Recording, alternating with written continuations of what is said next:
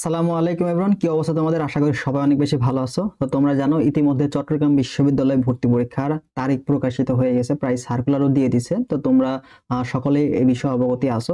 তো একটা বিষয় নিয়ে তোমাদের মনে ঘুরপাক খাচ্ছে যে ভাই আমি আসলে চট্টগ্রাম বিশ্ববিদ্যালয়ে গণিত নাকি জীববিজ্ঞান কোনটা দাগাবো, বা গণিত বা জীববিজ্ঞান যদি যদি মনে করো গণিত না দাগাই তাহলে আমি কোন সাবজেক্টটা পাবো না, আবার তুমি যদি জীববিজ্ঞান না দাগাও সেই ক্ষেত্রে কোন সাবজেক্ট পাবা না। এই বিষয়ে তোমাদের কিছু কিন্তু চিন্তা ভাবনা থাকে, তাই না? একটু টেনশনে আছো যে আসলে কোন সাবজেক্টগুলো আমি পাবো না। তো এই ক্ষেত্রে আমি তোমাকে বলে রাখি যে বিষয়গুলো কোন কোন সাবজেক্ট আসলে ম্যাথ যদি না দাগাও, যদি তোমরা ম্যাথ না দাগাও সেই ক্ষেত্রে আসলে তোমাদের কোন কোন সাবজেক্ট মিস যাইতে পারে। তো অনেকেই আসলে ভর্তি পরীক্ষাতে ম্যাথ দাগাতে চায় না, কেন বলতো? ম্যাথে সময় আমাদের বেশি লাগে। দেখো ভর্তি পরীক্ষায় তোমার একটা উদ্দেশ্য থাকতে হবে যে তুমি আসলে সবচেয়ে কঠিন প্রশ্ন পারতেছো বা না পারতেছো এটা কিন্তু আলটিমেটলি যায় আসে না। সবচেয়ে কঠিন যে প্রশ্নটা, যেটা সবচেয়ে আমার সময় লাগছে বেশি, ওইটাতেও আমি 1 মার্ক পাবো।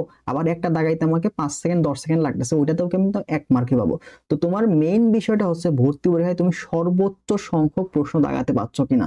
তুমি একটা প্রশ্ন দাগাইতে তুমি নিচ্ছ হচ্ছে 3 মিনিট, কিন্তু তোমার 3 মিনিটে দাগাইতে হবে কয়টা বলো তো? 3 মিনিটে তোমার মিনিমাম 5টা দাগাইতে হবে প্রশ্ন, তাই না? তো টাইম আমাদের তো সেটাই বলতেছে। আমাদের 1 ঘন্টা পরীক্ষায়, সরি, আমাদের 100 মার্কের পরীক্ষা, 100টা এমসিকিউ থাকে, সেখানে আমরা সময় পাচ্ছি কত? 60 মিনিট সময় পাচ্ছি, তাই না?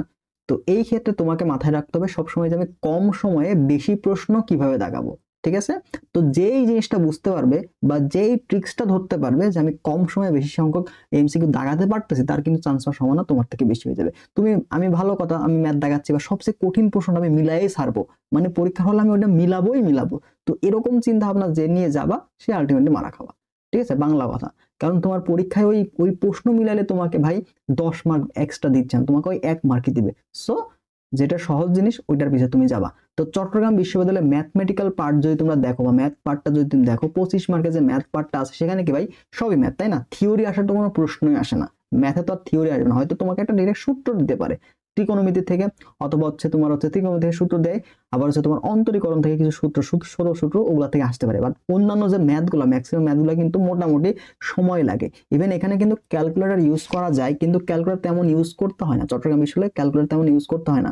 তো আমি যখন চট্টগ্রাম বিশ্ববিদ্যালয়ে পরীক্ষা দিই আমি ভাবছি হয়তো ফিজিক্সে ম্যাথ দিয়ে দিবে, আমার তো ক্যালকুলেটর ইউজ করতে হবে। আমার একটা সিঙ্গেল প্রশ্ন সলভ করতেও ক্যালকুলেটর লাগেই নাই, মানে হ্যান্ড ক্যালকুলেটরও লাগে নাই, জাস্ট মুখে মুখে দেখতেছি মান বসাইতে হয়ে যাচ্ছে।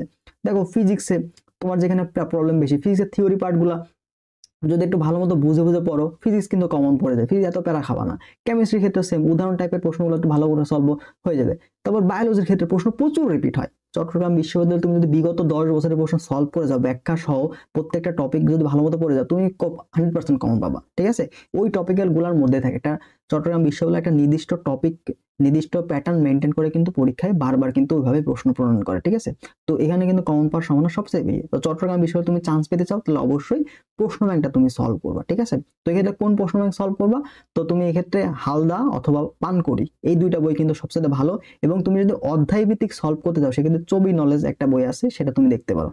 আসপেক্ট সিরিজের চবি নলেজ। তো 3টা বই আমি তোমাকে বলবো, তোমার যেটা ভালো লাগবে তুমি সেটা বই পাবে। একটা হচ্ছে চবি নলেজ, যেটা অধ্যায় ভিত্তিক প্রশ্ন দেওয়া আছে। 2 নম্বর হচ্ছে তোমাদের পানকড়ি, এটা কিন্তু অনেক ভালো হবে, অথবা হালদা, হালদা নিতে পারলে এটাও ভালো হবে, পানকড়ি এটাও কিন্তু ভালো হবে। ঠিক আছে? এই প্রশ্নগুলো তোমরা কালেক্ট করে ফেলো। তো আসো ম্যাথ দাগাতে হবে কখন? তো তুমি যদি তোমার যদি খুবই ইচ্ছা থাকে যে তুমি ট্রিপল নিয়ে পড়বা, ঠিক আছে, তোমার যদি খুবই ইচ্ছা থাকে তোমার ট্রিপল নিয়ে পড়া, ঠিক আছে, ট্রিপল নিয়ে পড়ার ইচ্ছা থাকে চবিতে, তাহলে শুধুমাত্র তুমি ম্যাথ দাগাতে পারো। কারণ এই ট্রিপল সাবজেক্টটাই তুমি ম্যাথ যদি না দাগাও সেক্ষেত্রে তুমি পাবা না। তাহলে এইটা দাগাইতে হলে তোমাকে অবশ্যই ম্যাথ দাগাতে হবে। ঠিক আছে? তো তুমি যদি ম্যাথ না দাগাও সেক্ষেত্রে ট্রিপলি কিন্তু পাবা না। দেখো ট্রিপলি কিন্তু একটা ইঞ্জিনিয়ারিং সাবজেক্ট, একটা ভালো সাবজেক্ট। এটা লাস্ট পজিশন কত জানো? এই যে 3563, 3563 পজিশন থেকেও গত বছর কিন্তু ট্রিপলিটা পাইছে। তো তোমরা এখানে টোটাল কাট মাত্র তোমার লাস্ট পজিশন তুমি দেখতে পাচ্ছ। ঠিক আছে? গত বছর তোমার চবিতে লাস্ট 3651 এই পজিশন পর্যন্ত সাবজেক্ট পাইছে। এবং এটা হচ্ছে জুলজি। এই জুলজিতে মোটামুটি ভালোই, জুলজি বোটানিতে ভালোই জট আছে, বিশেষ করে বোটানিতে জটের পরিমাণ বেশি। আমি যখন চট্টগ্রাম বিশ্ববিদ্যালয়ে পরীক্ষা দিয়ে দেখেছি, আমার চাচাতো ভাই ছিল ওখানে, তো ভাইদের সাথে অনেক ভাইরা ছিল আর কি, এক ভাই বোটানিতে ছিল। তো ভাইয়ের মোটামুটি পড়ার প্রায় শেষের দিকে, কিন্তু ওই ভাই কেবল ফার্স্ট ইয়ার সম্ভবত ফাইনাল সেমিস্টার পরীক্ষা দিবে আর কি। তো ভালোই জট আছে এখানে, ঠিক আছে, যার কারণে অনেকে ভর্তি হতে চায় না, এই সিটগুলো ফাঁকাই থাকে। তো যারা আর কি মনে করো দেখো যে কোথাও হচ্ছে না, একটা ভার্সিটিতে পড়তে হবে, তো তারা তোমার এই সাবজেক্টগুলোতে ভর্তি হয়ে যায়, ঠিক আছে। তো মোটামুটি এখন আস্তে আস্তে জট কমাই যাচ্ছে। করোনার মাঝখানে তো অলরেডি সব জায়গাতে তো 1 বছরের গ্যাপটা আছে, তাই না? তো ওরা কিন্তু চেষ্টা করছে জটটা কমানোর। তো এখানে কিন্তু 3651 পর্যন্ত লাস্ট কিন্তু সাবজেক্ট পাইছে। তো ভালোই, কিন্তু খারাপ না কিন্তু এখানে, ঠিক আছে। তো 3651 পর্যন্ত সাবজেক্ট পাইছে গত বছর, অর্থাৎ 23-24 সেশনে এই ভর্তি পরীক্ষা যে হয়ে গেল। তাহলে বুঝতে পারছো, তুমি যদি একান্ত ট্রিপলি তোমার পড়ার ইচ্ছা না থাকে, সেই ক্ষেত্রে তুমি কিন্তু এটা লাগাতে পারবে, ঠিক আছে।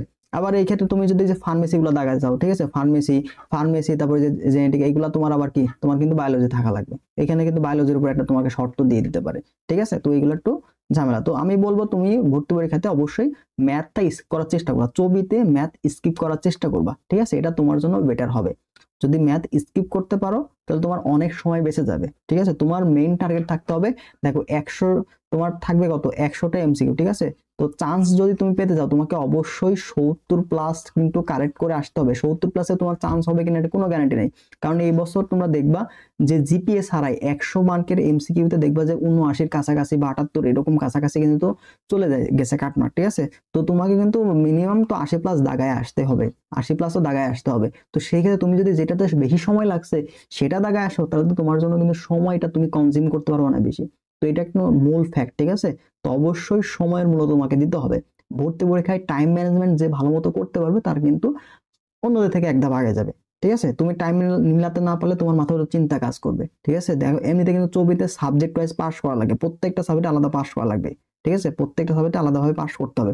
যেমন ঐচ্ছিক বিষয় জীববিজ্ঞানে কত 25 মার্ক না, এই 25 মার্ক তোমাকে কিন্তু অবশ্যই 8 পাইতে হবে, 8 না পাইলে তুমি কিন্তু ফেল। আবার বাংলাতে 5-এর মধ্যে তোমাকে 3 পাইতে, সরি 10-এর মধ্যে তোমাকে 3 পাইতে হবে। আবার ইংরেজিতে 15 মার্কের আসে, ওখানে আবার 5 পাইতে হবে। তো সব জায়গায় কিন্তু আলাদাভাবে কিন্তু তোমাকে পাস করতে হবে। তো অবশ্যই চিন্তা ভাবনা করে প্রিপারেশন নিবা। প্রশ্ন সহজ হয় এই জন্য সবাই ভুলও করে বেশি, যত প্রশ্ন সহজ তুমি তত বেশি ভুল করবা, ঠিক আছে, কারণ সহজ প্রশ্ন ভুল করে আসে, চান্স মিস চলে যায়।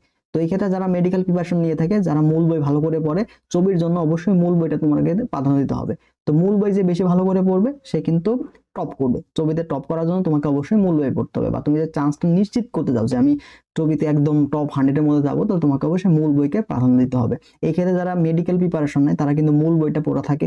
তো তোমরা যারা মেডিকেল প্রিপারেশন নিচ্ছ, তো তোমরা কিন্তু মোটামুটি একটু ছবির প্রশ্ন ব্যাংকটা দেখে গেলে তোমাদের কিন্তু অনেকটা হেল্পফুল হবে ছবির জন্য, ঠিক আছে। তো তোমাদের আলাদাভাবে কিন্তু পড়ার দরকার নেই, কারণ ফিজিক্সে অত বেশি ম্যাথ আসে না, তোমার মেডিকেলে যেমন ম্যাথ আসে ওরকমই কিছু ম্যাথ আসবে।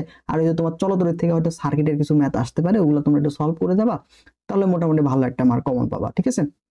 আর ম্যাথ তো তোমার দাগানোর দরকারই নাই, ইংলিশ তো আগে থেকে পড়ছো, আর বাংলাটা মোটামুটি দেখে নিও, ঠিক আছে। তো আমরা কিন্তু সাজেশন তোমাদের দিব বাংলা ইংরেজি কি কি পাওয়া দরকার। আমাদের এক্সাম ব্যাচ যেটা চলতেছে চট্টগ্রাম বিশ্ববিদ্যালয়ে, সেখানে কিন্তু আমাদের সবগুলো অ্যানালাইসিস করে দেওয়া হবে। তো তোমরা যারা চট্টগ্রাম বিশ্ববিদ্যালয়ে পরীক্ষা দিবা, তো সবাই কিন্তু আমাদের চট্টগ্রাম বিশ্ববিদ্যালয়ে যে এই ইউনিটের জন্য আমরা কিন্তু এক্সাম ব্যাচ চালু করে দিয়েছি। এটা শুরু হবে তোমার 25 তারিখ থেকে। এটার ফি হচ্ছে মাত্র 250 টাকা। ভোট পরীক্ষা একদম ফুল সিলেবাস হবে, ঠিক আছে। চট্টগ্রাম বিশ্ববিদ্যালয় তোমরা জানো ফুল সিলেবাসে পরীক্ষা হয়ে থাকে, তো আমরাও কিন্তু ফুল সিলেবাসে এক্সাম গুলো নিব। সকল বিষয়ে এক্সাম হবে, math physics chemistry biology Bangla ইংরেজি সব বিষয়ে তুমি এক্সাম পাবা, ঠিক আছে। অর্ধভিত্তিক লাইভ এক্সাম পাবা, পেপার ফাইনাল লাইভ এক্সাম পাবা, সাবজেক্ট ফাইনাল হবে, এরপরে 24 কোয়েশ্চেনের ফাইনাল মডেল, এছাড়া তো গাইডলাইন সাজেশন আছেই, ঠিক আছে। তো সবগুলোর সমন্বয়ে তোমরা কিন্তু একটা কমপ্লিট প্যাকেজ পেয়ে যাচ্ছ আমাদের এই স্পেশাল এক্সাম ব্যাচটাতে মাত্র 250 টাকায়, ঠিক আছে। তো এটাতে হোয়াটসঅ্যাপ টেলিগ্রাম নাম্বারে যোগাযোগ করো, তাহলে তোমরা কিন্তু বিস্তারিত পেয়ে যাবা। ওকে, ঠিক আছে, সবাই ভালো থাকো। যদি কোনো প্রশ্ন থেকে থাকে সেটা অবশ্যই কমেন্ট বক্সে জানাই যাও, আমরা রিপ্লাই দেওয়ার চেষ্টা করবো। তো ঠিক আছে, সবাই ভালো থাকো, আল্লাহ হাফেজ।